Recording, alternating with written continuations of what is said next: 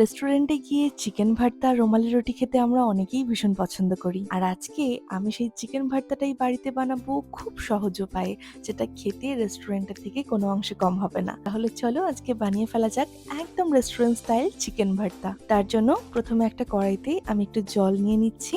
এর মধ্যে একটা তেজপাতা আর একটু গোটা গরম মশলা দিয়ে দেবো কয়েকটা বোনলেস চিকেনের পিস।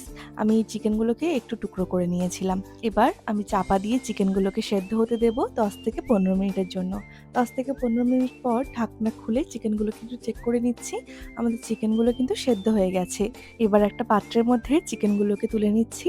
একটু যখন এগুলো ঠান্ডা হয়ে যাবে তখন এগুলোকে আমি শ্রেড করে নেব।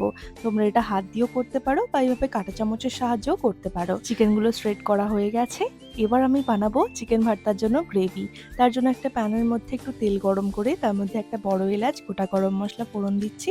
দিয়ে দেবো দুটো মিডিয়াম সাইজের টুকরো করা পেঁয়াজ, আর দিয়ে দেবো একটা টুকরো করা টমেটো, একটু আদা রসুন, আর দিয়ে দেবো বেশ কয়েকটার মতো কাজু। এবার হালকা নাড়াচাড়া করে একটু ভাজা ভাজা করে নিয়ে এটাকে ঠান্ডা করে মিক্সি জারের মধ্যে পেস্ট করে নেব। আর এই পেস্টটা কিন্তু একটু স্মুথ করে বানাতে হবে।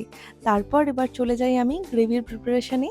তো তার জন্য কড়াইতে আর একটু সাদা তেল গরম করে তার মধ্যে জিরে আর দিয়ে দিচ্ছি একটু কাঁচা লঙ্কা ফোড়নে। তারপর দিয়ে দেবো এর মধ্যে পেস্ট করে নেওয়া গ্রেভিটা। এবার এটাকে নাড়াচাড়া করে কষিয়ে নিতে হবে। এর মধ্যে এক এক করে অ্যাড করে দেবো স্বাদ মতো নুন, দিয়ে দেবো সামান্য একটু হলুদ গুঁড়ো, দিয়ে দেবো ঝালের জন্য লঙ্কার গুঁড়ো, দিয়ে দেবো ধনে গুঁড়ো, আর দিয়ে দেবো স্বাদ মতো সামান্য একটু চিনি। এই রান্নাতে যেহেতু টক দই ব্যবহার করব তাই একটু টেস্টটা ব্যালেন্স করার জন্য সামান্য চিনি ব্যবহার করছি।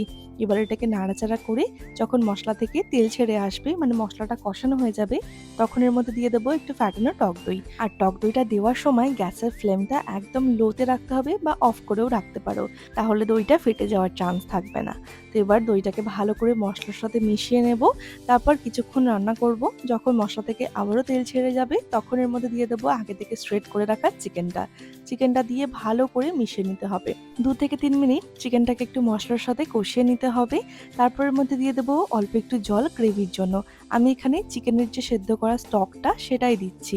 তো এবার এটাকে ভালো করে আবারও মিশিয়ে নেব। তারপর এর মধ্যে দিয়ে দেবো বেশ খানিকটার মতো ফ্রেশ ধনেপাতা কুচি, আর দিয়ে দেবো একটু ফ্রেশ ক্রিম। এটা এই গ্রেভির মধ্যে খুব সুন্দর একটা ক্রিমি টেক্সচার দেবে।